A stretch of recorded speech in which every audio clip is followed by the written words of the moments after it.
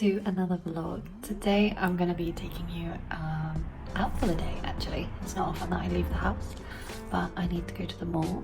So I'm going to walk to the mall this morning and I'm going to take you guys with me.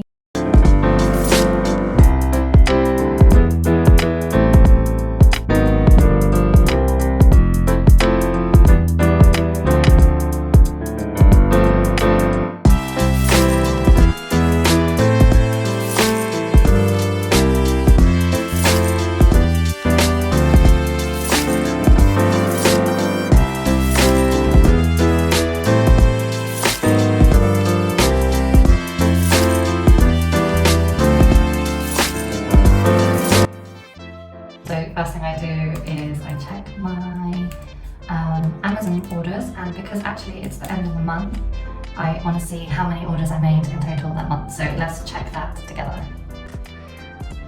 Okay, 83 orders, that's amazing. That's almost a record month for me. And okay, so 30th of September, yesterday we had 5 orders. So that was 4 for the French and 1 Italian. So that is absolutely amazing. I'm super happy with that. So here you can see individual books. We sold 41 French, 22 Spanish and 20 Italian last month.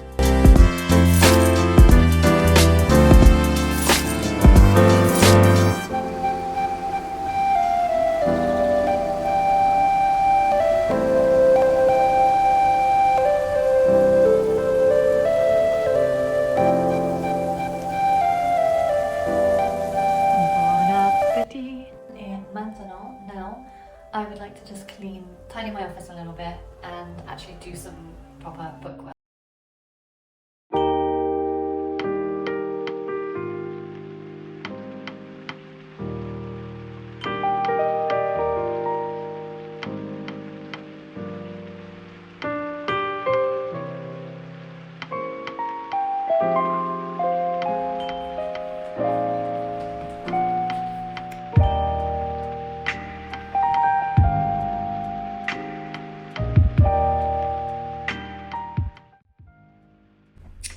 Such a nice light at this time. I literally love this room at this time of year because it's like a floor to ceiling window situation on 2 of the walls. So it's lovely. Obviously in the summer it's like unbearably hot in here, so we can't really use this room unless it's like the evening with the air conditioning. So now it's finally just starting to get livable again on the 1st of October. So guys, I thought we should probably have like a little chat in this vlog about a little bit, get to know me a little bit better. And I can just share a little bit about myself. So I thought today we could talk about why I quit my job in England with accommodation paid for, and I moved to Spain to get a really low paying job. So basically I was living in Belgium straight after uni, and I lived there for 3 years, and then I wasn't really progressing in any kind of career. I wasn't able to really get any jobs just with my undergraduate degree in languages. So I decided to come back to the UK and do a PGCE, which is a teaching qualification for secondary languages.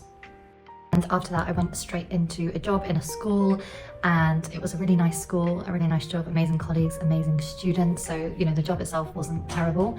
And the second year in that job I became an assistant house mistress, so I was working in a boarding school, which meant that I got live-in accommodation in return for working like crazy hours basically. But that was fine. I kind of like that. But for me, moving to Spain is just all about the lifestyle.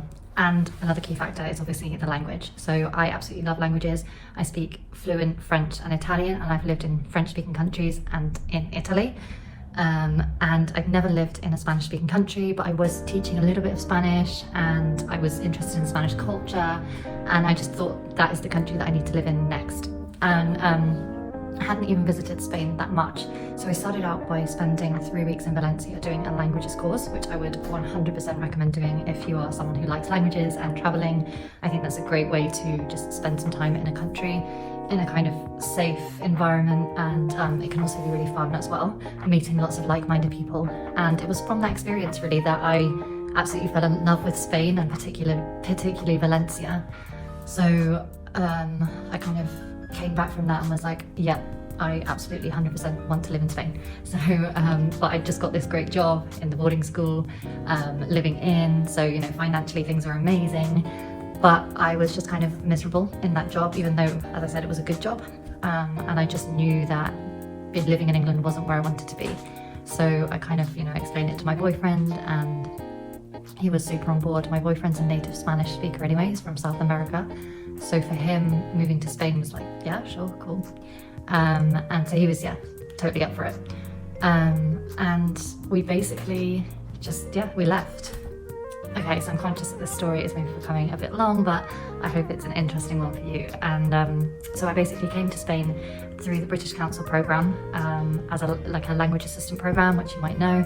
If you don't, it's an amazing way for British people now, because of Brexit, to kind of get over here and get some kind of visa.